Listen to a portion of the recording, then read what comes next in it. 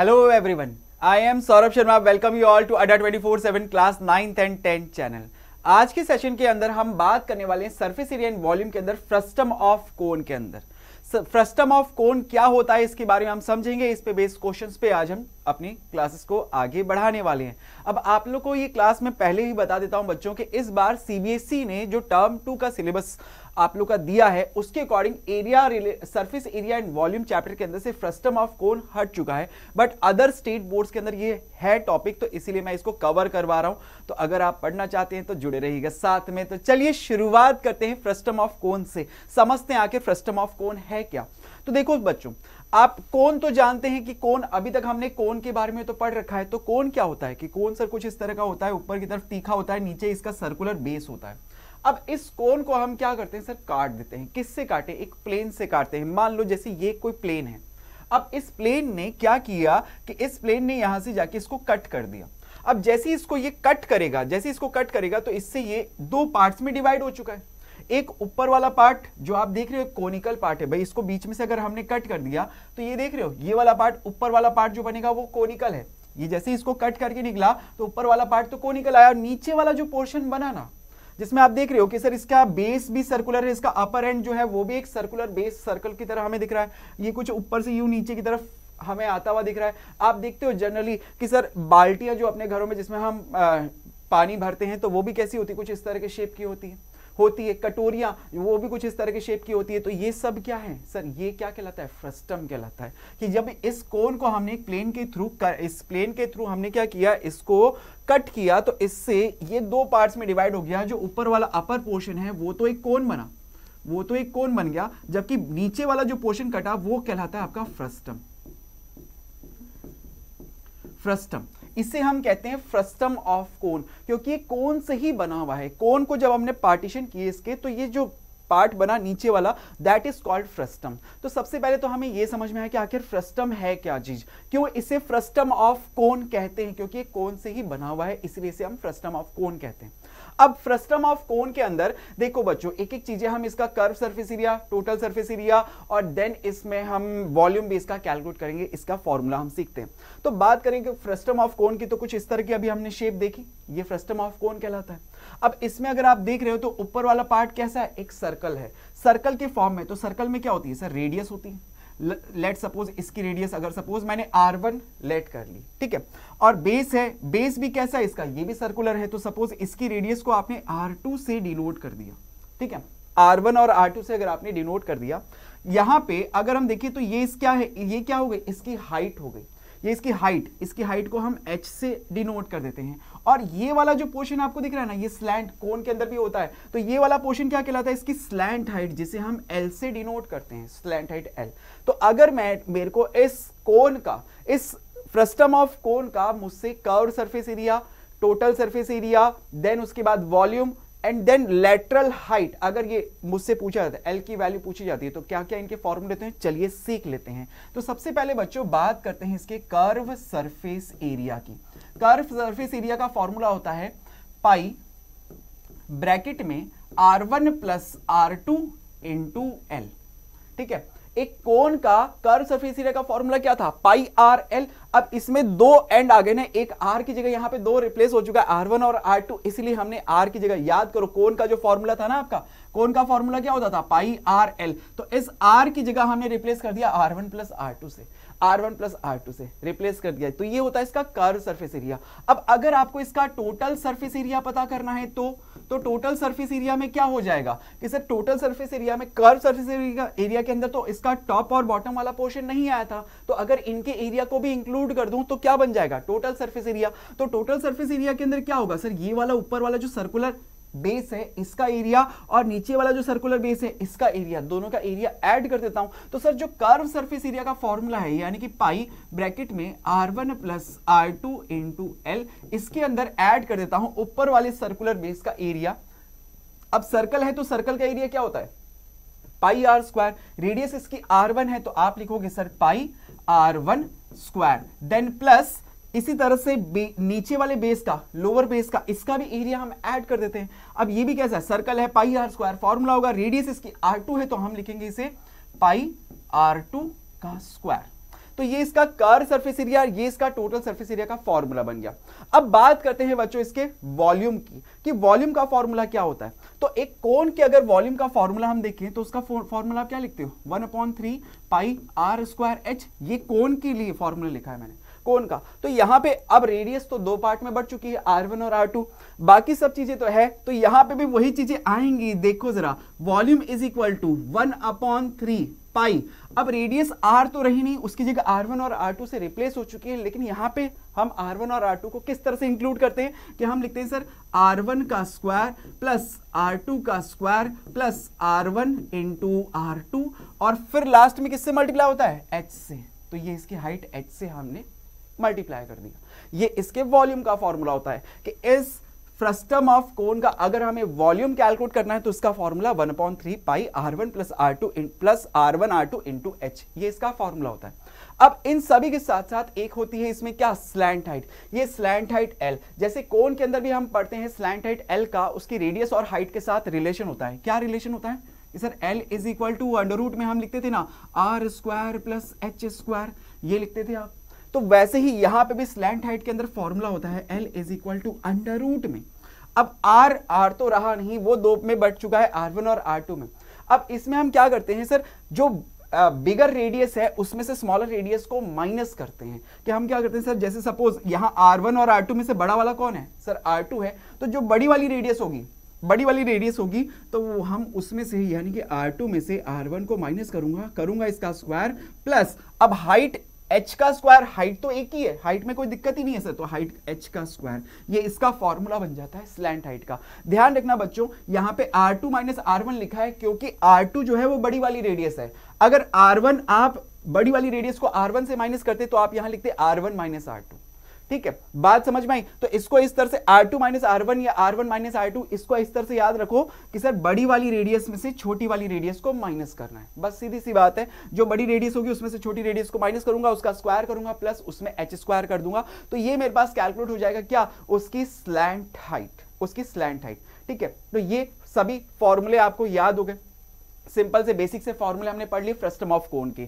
चलिए अब हम क्वेश्चंस पे बात करते हैं, क्वेश्चंस को समझते हैं। तो शुरुआत करते हैं क्वेश्चन से। देखो जैसे कि सर क्वेश्चन नंबर 1 क्या कहता है, अब आप इमेजिन करते जाना, देखो फ्रस्टम ऑफ कोन को। देखो जैसे ड्रिंकिंग ग्लास, पानी पीते हो ना, ग्लास में पीते हो ना, तो ग्लास का शेप आपने देखा है, वो भी कैसा होता है सर, ऊपर से तो बड़ा होता है और नीचे से धीरे धीरे छोटा होता जाता है, तो वो भी कैसा, एक फ्रस्टम के शेप का होता है। तो उसी की बात हो रही है, एक drinking glass is in the shape of frustum of a cone, कि सर वो फ्रस्टम ऑफ कोन के शेप में है, जिसकी हाइट हमें दी हुई है कितनी, 14 सेंटीमीटर।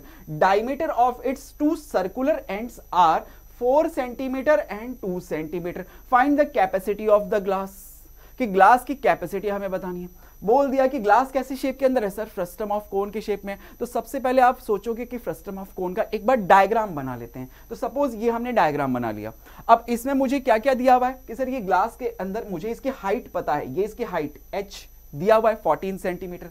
मुझे इसके दोनों सर्कुलर एंड्स, जो नीचे वाला और ऊपर वाला, दोनों की मुझे डायमीटर दी हुई है कि ऊपर वाले की डायमीटर बोल रहा है 4 सेंटीमीटर, नीचे वाले की डायमीटर बोल रहा है 2 सेंटीमीटर। हाइट गिवन है, पूछता है कैपेसिटी। तो अब किसी भी चीज की कैपेसिटी, हम इसका मतलब क्या होता है सर, कैपेसिटी का मतलब होता है वॉल्यूम। कैपेसिटी का मतलब क्या होता है, वॉल्यूम। तो मेरे से इनडायरेक्टली उसने कैपेसिटी पूछ के क्या पूछना चाह रहा है, वो मुझसे वॉल्यूम कैलकुलेट करवाना चाह रहा है। किसका सर, फ्रस्टम ऑफ कोन का। कि सर ग्लास में कितना, ग्लास का वॉल्यूम, ग्लास की कैपेसिटी, इसका मतलब फ्रस्टम, ग्लास तो फ्रस्टम की शेप में है, तो फ्रस्टम का वॉल्यूम कैलकुलेट करना है। तो मैं लिखूं सीधे यहाँ पे फॉर्मूला लिखते हैं सर, कि क्या है फॉर्मूला। सबसे पहले मैंने लिखा सर फॉर्मूला कि वॉल्यूम ऑफ फ्रस्टम। क्या फॉर्मूला अभी सिखाया था आपको कि सर 1/3 पाई, देन उसके बाद रेडियस में यहां पे क्या आता है सर, r1 का स्क्वायर प्लस r2 का square plus r1 into r2 into h, ये फॉर्मूला लिखते हैं। तो अब अगर इस फॉर्मूले से आपको फ्रस्टम का वॉल्यूम कैलकुलेट करना है तो आपको क्या क्या चाहिए सर, r1 r2 और h, ये तीन चीजें पता होनी चाहिए। तो मैंने लिखा सर मुझे r1 की वैल्यू बताओ, r2 की वैल्यू बताओ और मुझे हाइट h की वैल्यू बताओ। तो देखो क्वेश्चन में क्या ये तीनों चीजें आपको गिवन है कि सर क्वेश्चन के अंदर मुझे अपर वाला जो बेस है ना, उसकी हाइट गिवन है कितनी, 4 सेंटीमीटर। अगर इसकी डायमीटर गिवन है 4 सेंटीमीटर, तो इसकी रेडियस क्या हो जाएगी सर 4 का हाफ यानी कि 2 सेंटीमीटर। इसकी रेडियस, इसका डायमीटर अगर 2 सेंटीमीटर है तो इसकी रेडियस क्या हो जाएगी लोअर वाले बेस की। सपोज इसको आपने R1 से लिख दिया, इसको R2 से, किसी से भी लिख दो, कोई दिक्कत नहीं है। R1 R2 मान लिया तो इसकी क्या हो गई 1 सेंटीमीटर। हाइट इसकी 14 दी हुई है, तो आप यहां लिख दोगे सर R1 की वैल्यू है कितनी 1 सेंटीमीटर, R2 की वैल्यू है कितनी सर 2 सेंटीमीटर, और हाइट कितनी है सर 14 सेंटीमीटर। क्या सभी वैल्यूज फॉर्मूले में पुट कर दी जाए? अब ये सभी वैल्यूज अगर आपने फॉर्मूले में लगा दी तो वॉल्यूम आ जाएगा हमारे पास कि sir volume of frustum is equal to 1/3। अब पाई की वैल्यू क्या क्वेश्चन में कहीं गिवन है आपको कि सर पाई की वैल्यू कहीं नहीं दी हुई है, तो वही चीज अपनी जो हमने पिछले सेशंस में भी सीख रखा है कि सर वॉल्यूम अगर हमें जब पाई की वैल्यू क्वेश्चन में नहीं दी हुई होती है उस केस में हम पाई की वैल्यू क्या अज्यूम करते हैं 22/7। तो आप लिख दोगे सर इसे 22/7 इंटू R1 का स्क्वायर यानी कि 1 का स्क्वायर प्लस R2 का स्क्वायर यानी कि सर 2 का square plus R1 into R2 यानी कि 1 इंटू 2, और इन सबको मल्टीप्लाई करना है फिर h से यानी कि सर 14 से मल्टीप्लाई करना है।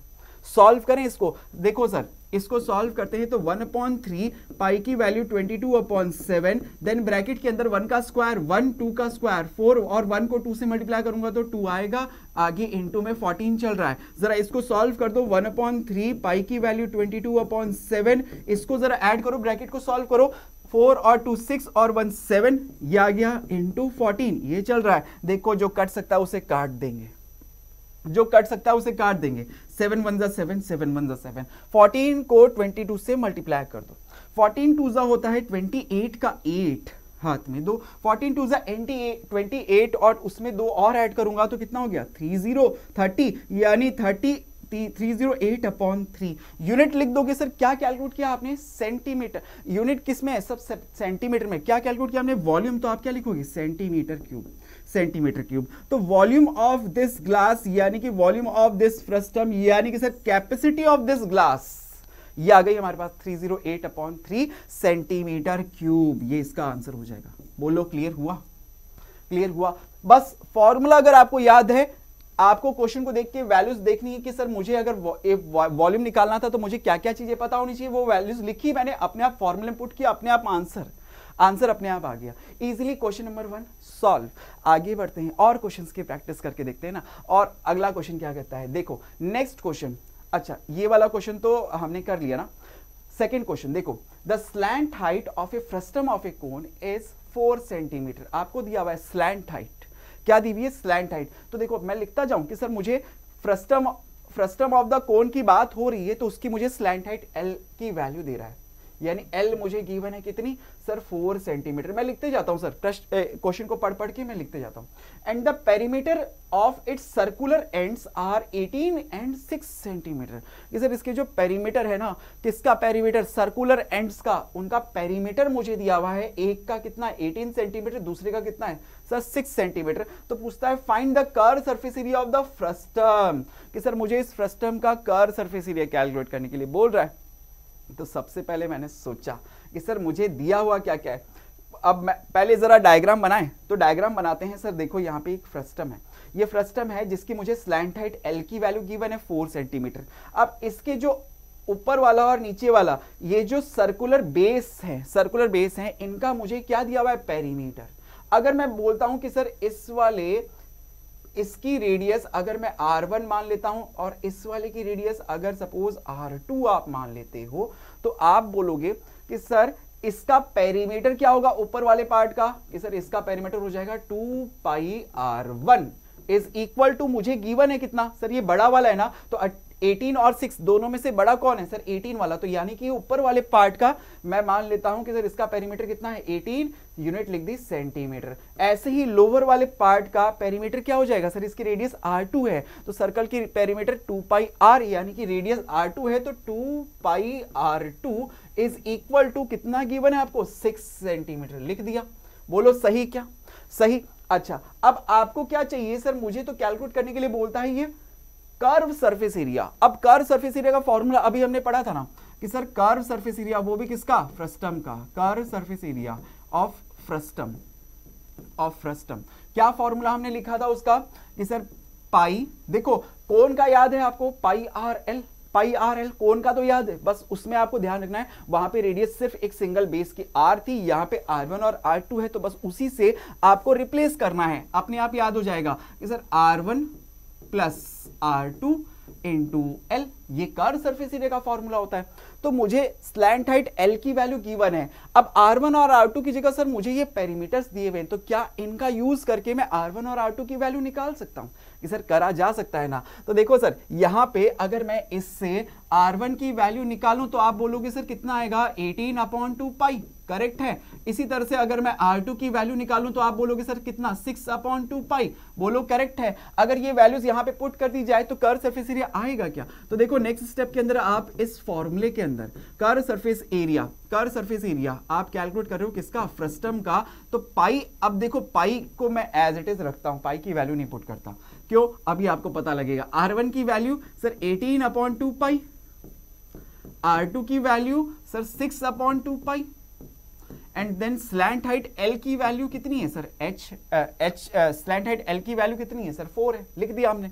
अब देखो यहां पे भी बेस 2 पाई, यहां पे भी बेस 2 पाई, अगर मैं एलसीएम ले लूं इसका तो आप बोलोगे सर पाई ब्रैकेट के अंदर क्या हो गया, ये ऊपर आ जाएगा सर 18 प्लस 6/2 पाई, बोलो सही, इनटू में 4। अच्छा 18 और 6 अगर ऐड कर दिए जाए तो पाई इंटू 18 और 6 ऐड होके बोलो कितना हो गया 24/2 पाई इंटू 4। अब देखो पाई की वैल्यू क्यों नहीं लिख के सॉल्व कर रहा था, क्योंकि मुझे पता था यहां बेस में अपॉन में पाई बैठा हुआ है तो वो कट जाएगा, यहां से पाई से क्या ये पाई कट गया, क्या ये 2 1 जा 2, 2 से ये कट गया, तो 24 को 2 से अब आप मल्टीप्लाई कर दोगे, अगर कर दिया तो आंसर भी तैयार है आपके पास।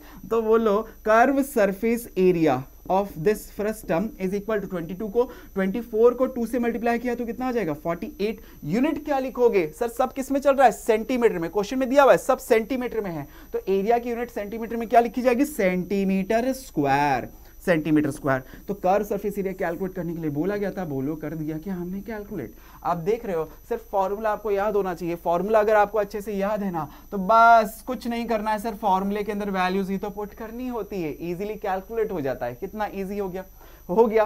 तो ये वाला क्वेश्चन नंबर 2 भी सॉल्व। चलिए बढ़ते हैं आगे, अगले क्वेश्चन पे देखते हैं। नेक्स्ट क्वेश्चन में आपको देखो क्या दिया हुआ है कि एक कैप की बात हो रही है, एक cap used by the trucks in shape like a frustum of कोन, कि सर ये कैप है, हमने देखी होगी, आपने भी देखी होगी सर्कस के अंदर जो होते हैं वो कुछ इस तरह की कैप लगा के घूमते हैं, तो वो कैप जो है ये कैसे शेप के अंदर दिख रही है, सर हमें फ्रस्टम ऑफ द कोन के शेप के रूप में दिख रही है, फ्रस्टम ऑफ कोन के शेप में है, तो बात तो फ्रस्टम की हो रही है सर, ठीक है।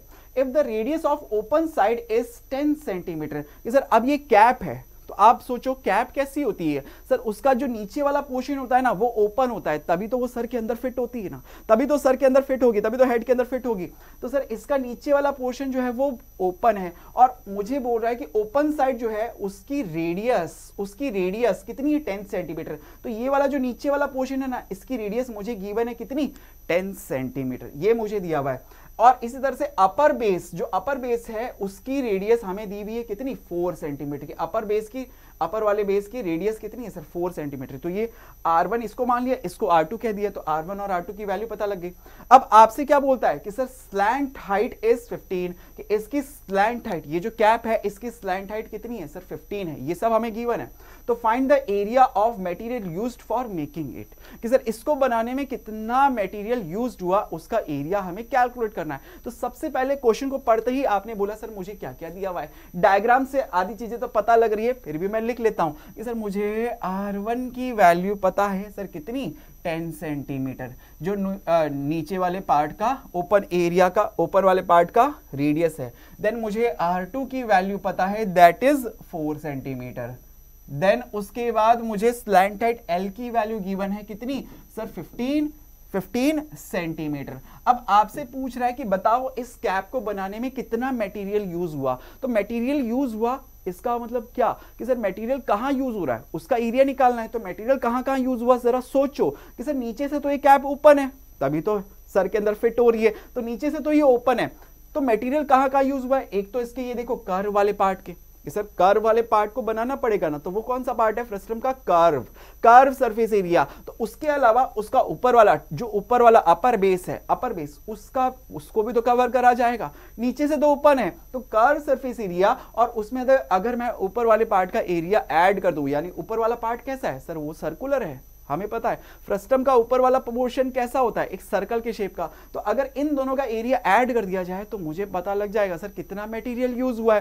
तो लिख देते हैं सर यहां पे, बस इसका फॉर्मूला अब हम तैयार करते हैं कि सर हमसे पूछ रहा है कि material used, area of material used, हम लिखते हैं सर यहां पे एरिया ऑफ मटेरियल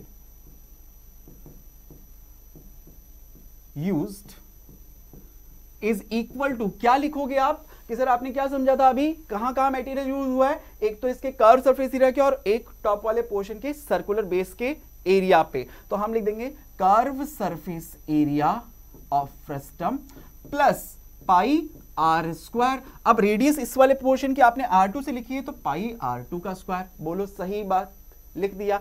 अब आप कर्व सरफेस एरिया का फॉर्मूला पुट करो, यहां पे वैल्यूज लिखाओ और आंसर निकालो। तो देखो सर कर्व सरफेस एरिया किसका? फ्रस्टम का। फॉर्मूला क्या होता है कि sir pi R1 plus R2 into L plus pi R2 का स्क्वायर। बोलो सही। सबकी वैल्यूज आपको दी हुई, R1 R2 L सबकी वैल्यूज पता है, वैल्यूज पुट करते हैं यहां पे। तो सर पाई की वैल्यू क्वेश्चन में गिवन है क्या कि सर नहीं गिवन है, तो सबसे पहले पाई की वैल्यू लिखी आपने 22/7। अच्छा, R1 की वैल्यू 10, R2 की value 4, slant height L is equal to 15 लिखा आपने, प्लस पाई की वैल्यू 22/7, R2 की वैल्यू 4 इंटू 4। करेक्ट है? करें इसको जरा सॉल्व। तो सर देखो कि ये हो गया 22/7, 10 और 4 ऐड होके कितना हो गया 14 इंटू 15 प्लस, अच्छा यहां पे हो गया सर 22/7, इसे मल्टीप्लाई करना है किससे? 16 से। 4 4 जा 16 लिख दिया आपने। अब देखो सर क्या किया जाए कि मुझे दिख रहा है सर यहां से कैंसिल आउट भी हो सकता है, तो कैंसिल आउट भी कर सकते हैं और चाहो तो आप कॉमन भी निकाल सकते हो। दोनों तरीके से कर सकते हो आप कि अगर सर मैं देखो कैंसिल आउट कर देता हूं कि सर जैसे 7 1 7, 7 से कट गया 2 टाइम्स, तो 2 को अब अगर आपने 15 से मल्टीप्लाई किया, दिमाग में करो, देखो 15 को 2 से मल्टीप्लाई किया कितना आएगा 30, 30 को 22 से मल्टीप्लाई करना है। सोचो जरा कि सर मुझे 30 को मल्टीप्लाई करना रह गया किससे? 22 से। तो जब 3 को 22 से मल्टीप्लाई करते हैं 66 आता है, 0 और लग गया, तो बोलो ये कितना हो गया सर? 660 हो गया। प्लस इधर तो कुछ नहीं कर सकता, तो इसको तो मल्टीप्लाई करना ही पड़ेगा। तो 16 2 जा 32, 32 का 2, हाथ में 3, 16 2 जा 32, और 32 में 3 ऐड करूंगा तो 35/7 लिख दिया। अब इसे तो डिवाइड करना ही पड़ेगा सर, 660 प्लस इसे डिवाइड किया तो बोलो कितनी टाइम्स जाएगा? पहले 5, देन 0 पॉइंट, फिर 2, समथिंग आगे और चला जाएगा, फिर उसके बाद 2 हो गया तो 14 बचा है 6, 60 देन 8 ये आएगा। इसको इसमें ऐड कर देते हैं तो बोलो जरा, डेसिमल के बाद तो 28 है ही, 0 का 0, 5 और 6 ऐड होके 1, देन 1, 710.28। ये हमारे पास क्या आ गया? Material used. एरिया हमारे पास एरिया कैलकुलेट हो गया, एरिया ऑफ मटेरियल कितना यूज्ड हुआ ये हमने कैलकुलेट कर दिया। यूनिट क्या लिखोगे? यूनिट लिखना कभी मिस मत करना, क्योंकि एग्जाम में इन चीजों के नंबर होते हैं। यूनिट किसमें है सर? सेंटीमीटर में चल रही है। एरिया कैलकुलेट किया है तो आप क्या लिखोगे सर? Centimetre square. तो बोलो क्या इस क्वेश्चन को भी आपने सॉल्व कर दिया? Easily handle. कहीं तक दिक्कत आई? अभी कहीं तक फ्रस्टम ऑफ कोन से बच्चे पता नहीं क्यों घबराते हैं, लेकिन अब तो इस सेशन के बाद आप बोलोगे सर फ्रस्टम ऑफ कोन तो कितना इजी है, सिर्फ फॉर्मूला हमें याद करना है, फॉर्मूला याद होते ही सारे क्वेश्चंस यूं सॉल्व हो रहे हैं। इजीली हो गया सॉल्व, बिल्कुल। चलिए अगला क्वेश्चन देखते हैं। तो नेक्स्ट क्वेश्चन देखो, अब आपको क्या देता है। देखो क्वेश्चन थोड़ा सा बड़ा है, लेंथी सा है, कोई बात नहीं, पढ़ते हैं क्वेश्चन में क्या कहता है। एक container open from the top and made up of metal sheet is in the form of frustum of cone। कि सर एक क्या है? कंटेनर है और वो कैसे शेप के अंदर? अभी तक जो हमने पढ़ा वो कैसे शेप के अंदर है सर? फ्रस्टम ऑफ कोन के शेप के अंदर है, और ये बना हुआ है किससे? मेटल शीट से बना हुआ है। आपसे बोल रहा है कि सर हाइट इज, अब इस frustum of cone of height is 16 centimetre, यानी कि एक तरह से इसने मुझे क्या दे दिया सर? कोन, फ्रस्टम ऑफ कोन की हाइट दी है। तो हाइट दी है मतलब ये सर मुझे h की वैल्यू गिवन है, h की value with radius of its lower and upper ends are 68 and 20 centimetre. Sir ये तो सब कुछ क्वेश्चन में दिए जा रहा है, तो सबसे पहले लिख लेता हूं ना कि मुझे फ्रस्टम ऑफ कोन की हाइट गिवन है कितनी सर 16 सेंटीमीटर, ये दिया हुआ है। अच्छा, इसके टॉप और बेस वाले पोर्शन की आपको रेडियस भी गिवन है, रेडियस दी हुई है 8 और 20। तो अगर मैं एक को R1 मानूं तो वो है कितना 8 सेंटीमीटर, और दूसरे को आपने R2 लेट किया है तो वो कितना है सर 20 सेंटीमीटर, 20 सेंटीमीटर ये आपने लेट किया। देन उसके बाद आगे क्वेश्चन में क्या कहता है, find the cost of milk which can completely fill the container at the rate of ₹20 per liter। कि सर क्वेश्चन क्या कह रहा है, मुझे ये बताओ, ये इतना सब इसने दिया, उसके बाद इसने देखो क्वेश्चन क्या पूछा, find the cost of milk, कि मिल्क की कॉस्ट मुझे कैलकुलेट करनी है, which can completely fill the container, कि जो मुझे क्या करना है सर, कंटेनर है, कंटेनर फ्रस्टम की शेप के अंदर है, अब उस कंटेनर के अंदर क्या फिल किया जा रहा है सर, मिल्क फिल किया जा रहा है। तो मुझसे पूछ रहा है कि बताओ उसके अंदर मिल्क को फिल करने की कॉस्ट कितनी होगी, जबकि पर लीटर मिल्क की कॉस्ट मुझे दी हुई है 20 rupees per litre, 20 rupees per litre sir cost ये दी हुई है। तो मैं सोचूं जरा कि सर मुझे टोटल कॉस्ट अगर निकालनी है तो सबसे पहले मुझे ये तो पता लगे कि उस कंटेनर के अंदर कितना मिल्क गया, कि सर मुझे 1 लीटर मिल्क की कॉस्ट तो दी हुई है, मुझे बताया कि सर 1 लीटर मिल्क की कॉस्ट है कितनी 20 रुपीज। तो मुझे ये पता लग जाए कि सर उस कंटेनर के अंदर टोटल कितना मिल्क गया, तो मैं कैलकुलेट कर सकता हूं, मल्टीप्लाई बाय 20 करके टोटल कॉस्ट आ सकती है।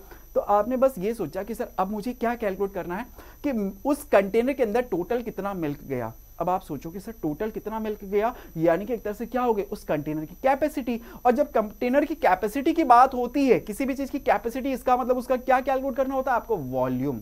क्या कैलकुलेट करना होता है उसका, वॉल्यूम। तो हमें एक तरह से क्या निकालना है कि सर मुझे अगर ये पता करना है ना इसके अंदर कितना मिल्क गया, इस कंटेनर के अंदर कितना मिल्क है, तो उसके लिए मुझे क्या करना पड़ेगा, सबसे पहले इस फ्रस्टम ऑफ कोन का वॉल्यूम कैलकुलेट करना पड़ेगा। तो चलो इतना सब आपने अगर सोच लिया तो पहले डायग्राम भी हम तैयार कर लेते हैं। तो देखो जरा, जैसे ये आपके पास डायग्राम है इसका, अच्छा यहाँ पे R1 और R2 मैंने इंटरचेंज कर दिए, कोई बात नहीं, इसको हम फिर से चेंज कर देते हैं। R1 और R2 जरा यहाँ पे देख लो कि सर R2 ये है और R1 ये है। आपको ये कंटेनर दिया हुआ है, कैसे शेप का है, फ्रस्टम की शेप का है, जिसकी हाइट आपको पता है, R1 और R2 की वैल्यूज आपको दी हुई है। आपसे पूछ रहा है इस कंटेनर के अंदर बताओ अगर मिल्क को फिल किया जाए तो उसकी कॉस्ट कितनी होगी। तो मैंने लिखा सर टोटल कॉस्ट, सबसे पहले मैंने दिमाग लगाया सर, दिमाग के घोड़े देखो, पहले फॉर्मूला तैयार करते हैं कि सर टोटल कॉस्ट कितनी आएगी सर, कितने लीटर उसमें मिल्क गया, वॉल्यूम, और कितने लीटर मिल्क गया, इसका मतलब क्या हो गया, वॉल्यूम ऑफ फ्रस्टम, उससे मल्टीप्लाई कर दूंगा किससे, ₹20 से, 20 रुपीज पर लीटर की कॉस्ट है। तो वॉल्यूम ऑफ फ्रस्टम मुझे कैलकुलेट करना पड़ेगा कि सर इस कंटेनर के अंदर कितना मिल गया, यानी कि इस कंटेनर का वॉल्यूम कितना है, ये मुझे कैलकुलेट करना है। और ये कंटेनर फ्रस्टम की शेप में, तो इसका वॉल्यूम कैलकुलेट करते हैं। तो लिखें सर सबसे पहले volume of frustum is equal to, formula क्या लिखते हैं हम कि सर याद है आपको कोन का फॉर्मूला याद है, कोन का फॉर्मूला हम क्या लिखते हैं, देखो यहाँ पे रफ में बार बार आपको ये रिमाइंड करवा रहा हूँ, 1/3 पाई r स्क्वायर h। अब 1/3 as it is, pi h as it is, h as it is. Difference किसमें आएगा, सिर्फ रेडियस में, क्योंकि वहां पे एक रेडियस होती थी, यहाँ पे 2 रेडियस है। और क्या डिफरेंस आता है कि सर अभी देखो 1/3 पाई, देन उसके बाद यहाँ पे R1 का स्क्वायर प्लस R2 का square plus R1 into R2 और इंटू H। वैल्यूज गिवन है सबकी, पुट करते हैं और आंसर निकालते हैं। देखो तो सर यहां से अगर मैं वैल्यूज पुट करूं इसमें, तो ये आएगा 1/3, पाई की वैल्यू 22/7, ठीक है। देन उसके बाद R1 की वैल्यू कितनी है सर 20, क्या 20 का स्क्वायर कर दिया जाए, सीधे 20 का स्क्वायर कर दूं, या लिख दूं कि सर 20 का स्क्वायर कर दो, चलो आप यहाँ पे लिख दो। R2 की वैल्यू 8 का square plus R1 into R2, यानी कि सर 20 इंटू 8, ये हमने लिखा। और इन सबको मल्टीप्लाई करना है फिर H, यानी कि सर 16 से, करेक्ट। लिखे, इसको सॉल्व करें कि सर ये 1/3 एज इट इज, पाई की वैल्यू 22/7 एज इट इज, 20 का स्क्वायर 400, 8 का स्क्वायर 60, 64, देन उसके बाद 20 को 8 से मल्टीप्लाई करूंगा 160 इंटू 16 और करना है। इन सबको जरा ऐड करो तो कितना आएगा सर 1/3 पाई की वैल्यू 22/7 इंटू इन सबको मल्टीप्लाई करें सॉरी ऐड करें तो सबसे पहले यूनिट डिजिट आई सर 4, 6 और 6 12, ये हो गया 2, देन हाथ में 1 और ये 4 और 1 5 और 1 6 624 इंटू 16। ठीक है, कुछ कैंसिल हो सकता है, कुछ कट सकता है, हाँ सर कटेगा ना, 3 से कट रहा है, देखो देखो 3 से जा रहा है, 3 1 जा 3, 3 से 3 2 जा 6, ये 24 आया तो ये 0 और ये 8 208। अब इन सबको तो आपको मल्टीप्लाई ही करना पड़ जाएगा, इन सबको अब मल्टीप्लाई करना पड़ेगा। तो करो जरा 22 को पहले 208 इंटू 16, क्योंकि अब 7 से तो कुछ कैंसिल हो नहीं रहा ना, तो आप इसको पहले मल्टीप्लाई करो, इन सबको मल्टीप्लाई करके इसमें 7 का डिवाइड करो तो आपको पता लगेगा वॉल्यूम कितना आ रहा है। तो देखो जरा इनको मल्टीप्लाई करके वॉल्यूम कितना आ रहा है, इनका वॉल्यूम कितना आ रहा है।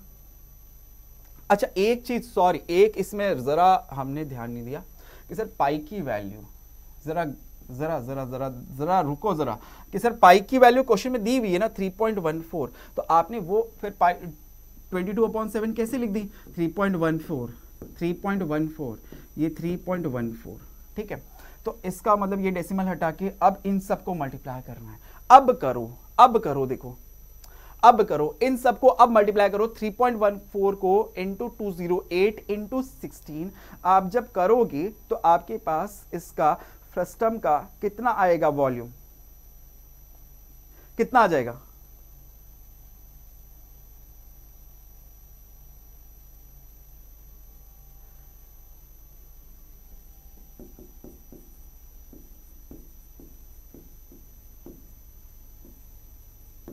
ये इसका वॉल्यूम आ जाएगा, ये इसका वॉल्यूम आ जाएगा। लेकिन हमें जो कॉस्ट गिवन है ना वो 20 रुपीज पर लीटर है, किसमें है, लीटर में है। इसको हमने मल्टीप्लाई करके देखा, ये इसका वॉल्यूम आ गया। अब आपको इसको क्या करना है, लीटर में और कन्वर्ट करना है, तो सेंटीमीटर स्क्वायर है। अब इसे अगर आप लीटर में कन्वर्ट करोगे तो आप डिवाइड करोगे इसमें किसका, 1000 का, तो आपके पास volume of frustum is equal to, इसमें 1000 का डिवाइड करूंगा तो 10.3 डेसिमल के आगे लग गया 0.449 लीटर, ये आ जाएगा। अब ये वैल्यू फ्रस्टम का वॉल्यूम आ गया, इसको यहां पुट कर दें तो टोटल कॉस्ट आ जाएगी। तो लिख देते हैं सर टोटल कॉस्ट,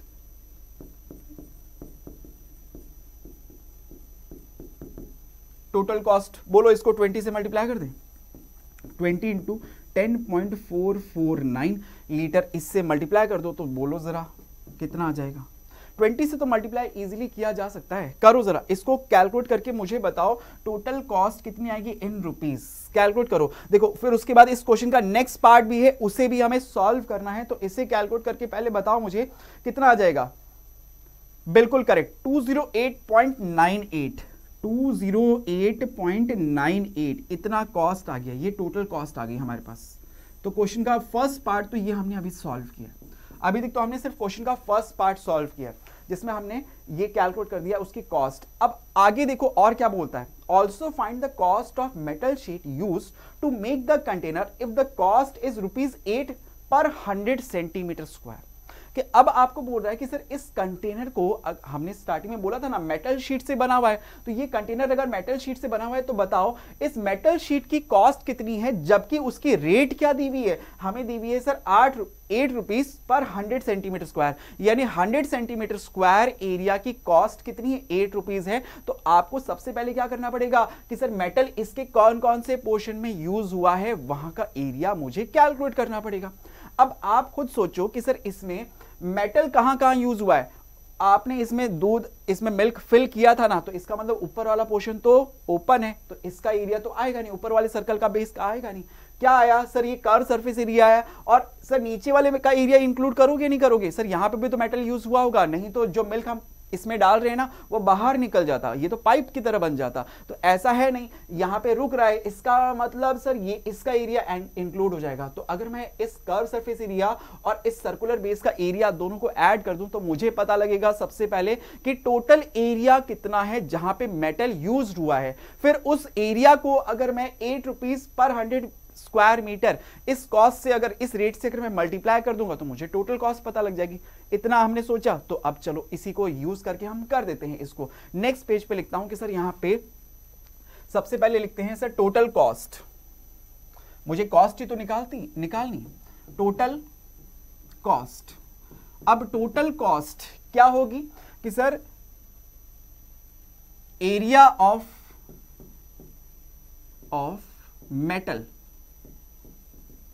उससे मल्टीप्लाई कर देते हैं रेट से। और रेट आपको क्या दी हुई है जरा सोचना, आपको बोल रहा है कि सर 100 सेंटीमीटर स्क्वायर की मेटल की रेट कितनी है, 8 रुपीज है। तो 1 सेंटीमीटर स्क्वायर पर सेंटीमीटर स्क्वायर से अगर निकालूं तो मैं बोलूंगा सर ₹8/100, यही कहूंगा। तो यहां पे एरिया ऑफ मेटल अगर हम पर सेंटीमीटर के हिसाब से कैलकुलेट करें तो यहां पे हम लिखेंगे कि सर 8/100 से मैं इसे मल्टीप्लाई कर दूंगा तो मेरे पास टोटल कॉस्ट आ जाएगी। अब बात आई सर ये तो आपने बना दिया, एरिया ऑफ मेटल मुझे निकालना है, तो लिखूं सर यहां पे सबसे पहले फॉर्मूला कि area of metal, area of metal is equal to क्या होगा कि sir curve surface area plus pi r square, और रेडियस कौन सी यूज करोगे सर, R2 का स्क्वायर।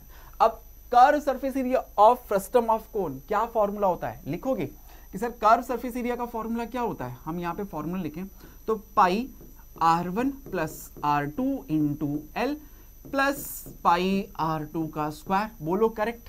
अब आप जरा देखो, आपको R2 पता है, H पता है, R1 पता है, क्या आपको L की वैल्यू पता है कि सर कर्व सरफेस एरिया में तो मुझे स्लैंट हाइट L भी चाहिए, तो L की वैल्यू तो गिवन नहीं है। तो सबसे पहले क्या करना पड़ेगा सर, L की वैल्यू, स्लैंट हाइट L मुझे कैलकुलेट करना पड़ेगा।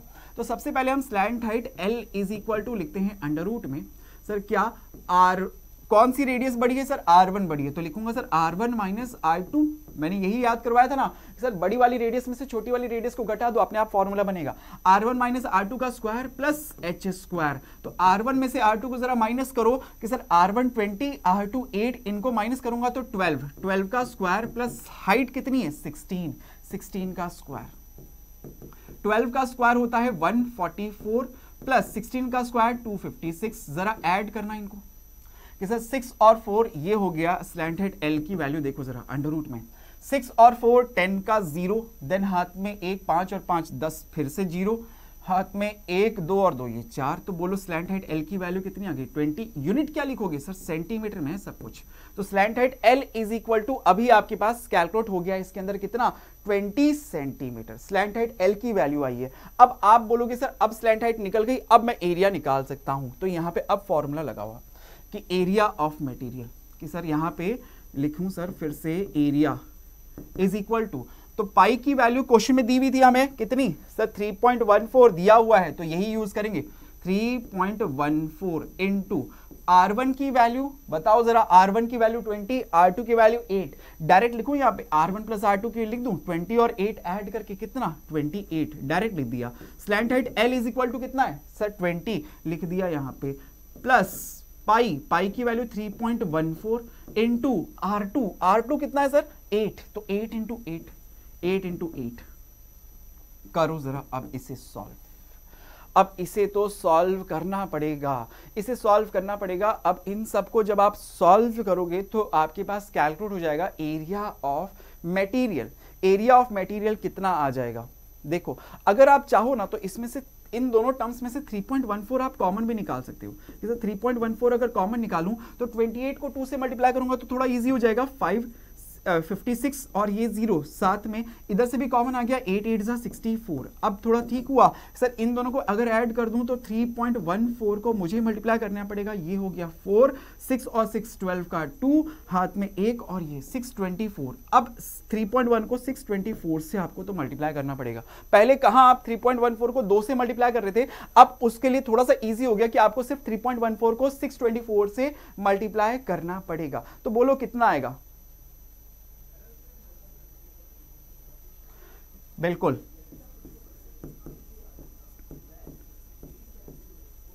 ये हमने कैलकुलेट कर दिया, ये हमने कैलकुलेट कर दिया एरिया ऑफ मेटल। अब आपको ये एरिया ऑफ मेटल पता लग चुका है, तो यहां पे टोटल कॉस्ट का तो फॉर्मूला आपने पहले तैयार कर रखा है, तो लिख देते हैं sir total cost is equal to area of material 1959.36, इसको मल्टीप्लाई करूंगा सर 8/100 से। अब इसे 8 से मल्टीप्लाई करके 100 से डिवाइड कर दो, आपके पास टोटल कॉस्ट आ जाएगी। देखो थोड़ी सी कैलकुलेशन रहेगी, लेकिन कैलकुलेशन को हम जितना मिनिमाइज कर सकते हैं ना, उतना मिनिमाइज तो हम कर ही जा रहे हैं, उतनी तो मिनिमाइज हम करते ही जा रहे हैं। तो इसको जब आप कैलकुलेट करोगे तो आपके पास टोटल कॉस्ट आ जाएगी, बिल्कुल करेक्ट, 156.57, 156.75, बिल्कुल ये हमारे पास टोटल कॉस्ट आ गई कि मेटल शीट को जितनी मेटल शीट हुई है यूज्ड, उसकी टोटल कॉस्ट हमने निकाल दी 156.75। बोलो, अपने आप में एक बेहतरीन सा क्वेश्चन ये भी हमने सॉल्व कर दिया। बढ़े आगे, अगला क्वेश्चन देखें, नेक्स्ट क्वेश्चन देखो। अब आपको क्या कहता है, ये भी एक अपने आप में बहुत ही अच्छा सा क्वेश्चन है, अपने आप में बहुत ही अच्छा सा क्वेश्चन है, इंपॉर्टेंट मार्क कर देता हूं। क्वेश्चन में क्या कहता है, एक मेटेलिक राइट सर्कुलर कोन है, राइट सर्कुलर क्या है, कोन है। देखो कोन की बात हुई है, 20 सेंटीमीटर हाई, उसकी हाइट दे रहा है 20 सेंटीमीटर हाई है, whose vertical angle is 60 degree, उसका वर्टिकल एंगल कितना है, 60 डिग्री का है, is cut into 2 parts at the middle of the height by a plane parallel to its base.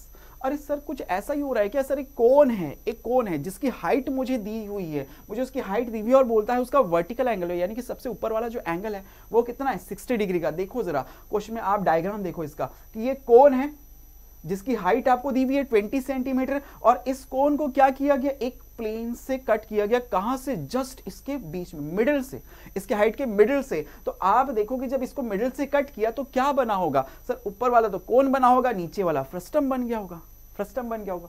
तो मुझे बोलता है if the frustum so obtain be drawn into a wire of diameter 1/16 centimetre, find the length of the wire. अरे sir ये तो बड़ा ही जोरदार question है, क्योंकि यहां पे फ्रस्टम का भी यूज हो रहा है और फ्रस्टम को हम कन्वर्ट कर रहे हैं किसके अंदर, एक वायर के अंदर जिसकी डायमीटर है 1/16 सेंटीमीटर। देखो तो यहां पे कन्वर्जन ऑफ सॉलिड जो हम पिछले सेशन में पढ़ के आए हैं उसका भी यूज हो रहा है। तो आपको यहां पे कहा जा रहा है कि सर ये कोन है जिसका वर्टिकल एंगल ये मुझे दिया हुआ है 60 डिग्री का, इसकी हाइट मुझे पता है 20 सेंटीमीटर, इसे बीच में से, एकदम बीचों बीच में से कट किया। तो जब बीचों बीच में से कट किया जो फ्रस्टम बना, तो इस फ्रस्टम की हाइट कितनी हो गई, फ्रस्टम की हाइट सर, इसकी height h is equal to मैं कह सकता हूं 10 सेंटीमीटर। बोलो सही, सही, ये फ्रस्टम की हाइट हो गई। और ऊपर वाले पोर्शन की हाइट भी कितनी हो गई सर, 10 सेंटीमीटर। अगर इस वाले पोर्शन को आप देखो कि सर इसे अगर मैं अलग कलर से थोड़ा सा शो कर दूं, सर अगर इस वाले पोर्शन की हाइट आप देखो तो इसकी हाइट भी कितनी हो गई सर, 10 सेंटीमीटर। ये हो गई, दो पोर्शन में मैंने इसको कट किया। तो बोलता है कि सर अब ये जो नीचे फ्रस्टम बना ना, इसे आप क्या कर रहे हो, मेल्ट करके या कोई भी प्रोसेस के थ्रू आप इसे वायर के अंदर कन्वर्ट कर रहे हो जिसकी डायमीटर 1/16 है। तो आप बताओ उस डायमीटर की लेंथ क्या होगी, उस वायर की लेंथ क्या होगी। तो आपने सोचा वायर, सर एक सॉलिड को दूसरे सॉलिड में कन्वर्ट कर रहा हूं, एक तो सॉलिड मुझे समझ में आ गया फ्रस्टम है, दूसरा सॉलिड कौन सा है, वायर। और वायर कैसे शेप के अंदर होता है, कैसा शेप होता है सर, देखो उसमें डायमीटर दे रहा है, उसकी लेंथ दे रहा है, तो सोचो ना कौन सा शेप बन रहा है, सिलेंडर। बिल्कुल एक सिलेंडर बन रहा है जिसकी रेडियस, डायमीटर दे रहा है तो इसका मतलब रेडियस भी आप निकाल सकते हो और उसकी लेंथ आपको कैलकुलेट करनी है। तो यहां पे अगर आपने इतना समझ लिया तो आपको यहां पे कुछ इतना तो क्लियर हो गया कि सर यहां पे एक सॉलिड को दूसरे सॉलिड में मैं कन्वर्ट कर रहा हूं, यानी कि मैं कहूंगा sir volume of wire is equal to volume of this frustum, frustum के इक्वल होगा। अब मुझे तो वायर की लेंथ कैलकुलेट करनी है, तो लेंथ कैसे निकलेगी सर, उसके बेस का एरिया यानी कि पाई आर स्क्वायर और इनटू एच, ये वॉल्यूम का फॉर्मूला होता है, is equal to volume of frustum. Frustum के वॉल्यूम का फॉर्मूला आप क्या लिखते हो कि सर इसका फॉर्मूला आप लिखते हो 1/, या फिर इसको अभी फॉर्मूला क्वेश्चन लिखता हूं, मैं तो सिर्फ इतना फॉर्मूला बना रहा हूं इसका, ठीक है, मैं इसका सिर्फ फॉर्मूला अभी, क्योंकि आगे चीजें और कैन सॉर्ट आउट होगी। Volume of frustum, volume of frustum आपने लिखा, आपको क्या कैलकुलेट करना है, उसकी लेंथ, वायर की लेंथ। तो वायर की लेंथ एक तरह से क्या होगी, सिलेंडर की हाइट बता रही है। तो अगर मैं लिखूं यहां से h इज इक्वल टू, तो पाई 1/पाई आर स्क्वायर नीचे आ गया इनटू वॉल्यूम ऑफ फ्रस्टम, ठीक है। और इस इसमें क्या रेडियस आपको दी हुई है? क्या रेडियस आपको दी हुई है? सर मुझे डायमीटर दी हुई है, मुझे डायमीटर दे रहा है वायर की, वायर की डायमीटर 1/16 है, तो रेडियस क्या हो जाएगी सर? इसकी भी आधी। तो वायर की अगर रेडियस मैं पूछूं आपसे, radius of wire is equal to 1/16 का भी हाफ, यानी कि 1/16 into 1/2 which is equal to 1/32 centimetre. तो बोलो ये वायर की रेडियस ऑफ दिस वायर है ना, इसलिए डब्ल्यू से लिख देता हूं RW, जिससे आपको याद रहेगा। और रेडियस ऑफ वायर मैंने कैलकुलेट कर लिया। अब मुझे बचा क्या है सर? फ्रस्टम का वॉल्यूम निकालना, ये बचा है मेरे पास। तो मैं लिखता हूं सर यहाँ पे फॉर्मूला पहले, volume of frustum is equal to, क्या फॉर्मूला होता है कि sir 1/3 pi R1 square plus R2 square plus R1 into R2, यही फॉर्मूला लिखते हैं इंटू H। अब ये सर दिक्कत ये आ रही है मेरे पास कि इस फॉर्मूले में मुझे हाइट जो है, फ्रस्टम की हाइट, वो तो मुझे पता है, H तो मुझे पता है 10 सेंटीमीटर, लेकिन ना तो R1 ऊपर वाले पार्ट की रेडियस पता है, ना नीचे वाले पार्ट की रेडियस R1 और R2 तो नहीं पता सर। इस केस में कैसे करूं? तो मैंने सोचा सर इसके लिए कुछ ना कुछ उसने इलाज तो दिया होगा। उसने दिया है ना सर, ये वर्टिकल एंगल आपको कितना दिया हुआ है? 60 डिग्री का। तो ये जो इसकी हाइट, ये हाइट होती है, ये हाइट वाली जो लाइन है, ये क्या करती है? इस वर्टिकल एंगल को दो इक्वल एंगल्स के अंदर डिवाइड करती है, यानी कि इस वाले एंगल को, ये एंगल कितना हो गया सर? इस 60 का हाफ, यानी कि 30 डिग्री। अब आप जरा सोचो कि सर अगर मैं इस वाली रेडियस को सपोज R1 कहता हूं, इस वाली सपोज रेडियस को R2 कहता हूं, तो मैं जरा ध्यान देना, अभी जरा ध्यान देना, आपको कुछ दिखेगा सर, दिखेगा। देखो सर क्या, ये देखो, ये देखो, ये देखो, क्या दिखा आपको? एक ट्रायंगल दिख रहा है, और वो भी कैसा? एक राइट सर्कुलर कोन है, तो उसका ये वाला एंगल कितना होगा? 90 डिग्री का। तो एक आपको राइट एंगल ट्रायंगल दिख रहा है, जिसमें आपको क्या उसकी ये अगर एंगल 30 डिग्री ये आपको गिवन है, तो ये उसके लिए क्या हो गई? परपेंडिकुलर। ये क्या हो गया उसके लिए? बेस। जरा सोचो ना सर इसको, ये वाला ट्रायंगल अगर मैं यहां पे ऐसे बनाऊं कि देखो सर, ये वाला ट्रायंगल कौन सा है? OQB, यही नाम लिखा हुआ है ना, OQB। ये वाला एंगल आपको पता है सर कितना है? 30 डिग्री का। ये हाइट आपको पता है सर 10 सेंटीमीटर की, और इससे आपने R1 लिखा है, तो आपको R1 चाहिए, तो इस एंगल के रेस्पेक्ट में ये हो गया परपेंडिकुलर, ये हो गया बेस, परपेंडिकुलर और बेस। तो मैं कौन सा एंगल लगाऊं, कौन सा ट्रिग्नोमेट्रिक रेशियो लगाओगे? ट्रिग्नोमेट्री आ सकती है यहाँ पे, बिल्कुल सर, 10 30। अब बताओ जरा कि सर अब इतना सब सोचा ना, तो यहाँ पे लिखते हैं सर tan 30 डिग्री। कौन से ट्रायंगल के अंदर? कि ट्रायंगल OQB में। यहाँ पे लिख देता हूँ triangle OQB, in the triangle OQB, इसमें लगा रहा हूं सबसे पहले tan 30 की वैल्यू। बोलो tan 30 इज इक्वल टू क्या लिखोगे sir? R1 perpendicular upon 10। tan 30 की वैल्यू आपको पता होती है कितनी होती है sir? 1/√3 is equal to R1 upon 10। हमें क्या चाहिए सर? R1 चाहिए, तो ये क्रॉस मल्टीप्लाई इधर भेजा, तो ये आया 10/√3, यूनिट लिख दोगे सेंटीमीटर। बोलो सही, बोलो सही, बिल्कुल सर। अच्छा, इसी तरह से सर थोड़ा सा गेम में बदलाव यहां पे भी किया जाए ना कि सर ये वाला भी तो देखो, इससे भी तो जरा गौर करो, इसे भी देखो ना सर, ये देखो, दिखा ये वाला ट्रायंगल, और इस ट्रायंगल के अंदर अगर जरा इस वाले ट्रायंगल को भी आप देखो, तो आप कहोगे सर इस वाले ट्रायंगल के अंदर भी, इसका नाम यहां पे देखो, नाम क्या है? OPD। OPD। आपको ये पता है इसकी टोटल हाइट कितनी है? इसकी ये टोटल हाइट 20 सेंटीमीटर। ये पता है आपको, जो कैलकुलेट करना है R2। ये एंगल आपको पता है सर 30 डिग्री का। फिर से क्या लगा दोगे? फिर से क्या लगा सकते हो आप? फिर से यूज करोगे सर क्या? टिक्नोमेट्री। तो टिक्नोमेट्री इस बार कौन से ट्रायंगल के अंदर यूज हो रही है? Triangle OPD। इसमें क्या लिखें सर? tan एंगल कितना है? 30 degree is equal to perpendicular is R2, base is 20, R2 upon 20। बोलो करेक्ट। tan 30 की वैल्यू क्या होगी sir? 1/√3 is equal to R2 upon 20। यहां से सर R2 की वैल्यू निकल जाएगी, क्रॉस मल्टीप्लाई होके 20/√3 सेंटीमीटर। बोलो सही क्या? सही है। अब R1 की वैल्यू भी पता लग गई, R2 की वैल्यू भी पता लग गई, हाइट H तो ऑलरेडी पता थी सर, हाइट h तो फ्रस्टम की पहले से पता थी 10, तो ये सब वैल्यूज यहां पे पुट करूं तो वॉल्यूम ऑफ फ्रस्टम आएगा। अगर वॉल्यूम ऑफ फ्रस्टम आया तो इस फॉर्मूले में रख के वॉल्यूम ऑफ फ्रस्टम की वैल्यू रख के क्या मैं लेंथ निकाल सकता हूं वायर की? सर हो जाएगा क्या? दिमाग की बत्ती जल गई सर। अब देखो मैं निकालता हूं volume of frustum is equal to, सबसे पहले 1/3 पाई। क्या क्वेश्चन में आपको पाई की वैल्यू कहीं पे भी दी हुई है? सर नहीं दी हुई, तो बोलो क्या लिखूंगा पाई की वैल्यू? 22/7। बिल्कुल सर, 22/7 ब्रैकेट के अंदर R1 का स्क्वायर, R1 कितना है सर? 10/√3। अब डायरेक्ट करो स्क्वायर, इतना तो अब आप कर सकते हो। R1 का स्क्वायर यानी कि 10 का स्क्वायर √3 का स्क्वायर, 10 का स्क्वायर सर कितना? 100, √3 का स्क्वायर बोलो कितना सर? 3, प्लस R2 का स्क्वायर, R2 कितना है? 20/√3, तो 20 का स्क्वायर सर, 20 का स्क्वायर हर कोई बच्चा बता देगा सर 400, √3 का स्क्वायर सर 3, प्लस अच्छा R1 इंटू R2 यानी 10√3 को 20√3 से मल्टीप्लाई करना है। जरा करो, ऊपर न्यूमरेटर से न्यूमरेटर 10 और 20 मल्टीप्लाई होके सर 200, √3 से √3 मल्टीप्लाई होके सर 3, ये बन गया, बोलो सही। इंटू आगे क्या है? h की वैल्यू कितनी है सर? h की वैल्यू फ्रस्टम की हाइट कितनी है सर? 10, लिख दो यहाँ पे 10, करेक्ट है। सॉल्व करो जरा इसको कि सर 1/3 पाई की वैल्यू 22/7 इंटू, जरा ऐड करना 400, 200, 600 और 1 700, सबका बेस सेम है ना, इसीलिए सीधे ऐड कर दिया 700/3 इंटू 10, बोलो सही।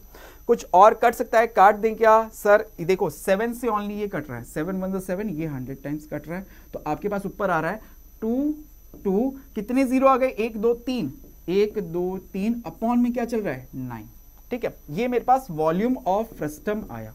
अब ये वैल्यू को मुझे क्या करना है? यहां पे पुट करना है, तो मेरे पास क्या आएगी सर? हाइट आएगी। तो एक काम करता हूं, इसे नेक्स्ट पेज पे करके देखता हूं कि सर हाइट अगर अब मैं निकालना चाह रहा हूं। देखो आपने अभी फॉर्मूला क्या लिखा हुआ था कि sir h is equal to height, या मैं लिखूं length of wire, length of wire. आपने अभी फॉर्मूला लिख रखा था कि sir h is equal to 1/π r square, R किसका? वायर के radius, into volume of frustum, यही लिखा हुआ था। तो वैल्यूज पुट करो, और रेडियस ऑफ वायर कितनी थी? रेडियस ऑफ वायर आपने अभी बताई थी ना कि sir R W is equal to 1/32 centimetre. तो ये वैल्यूज यहां पे पुट करूं, वैल्यूज यहां पे पुट करी जाए कि सर देखो 1/3 पाई, अच्छा पाई की वैल्यू 22 इंटू 7 ऊपर आ गया, ठीक है, अपॉन सर आर डब्ल्यू की वैल्यू कितनी है? 1/32, तो सर 1 तो नीचे 32 ऊपर, फिर इसका स्क्वायर है तो 1 तो नीचे 32 ऊपर। वॉल्यूम ऑफ फ्रस्टम अभी आपने कैलकुलेट किया था ना कितना? 2200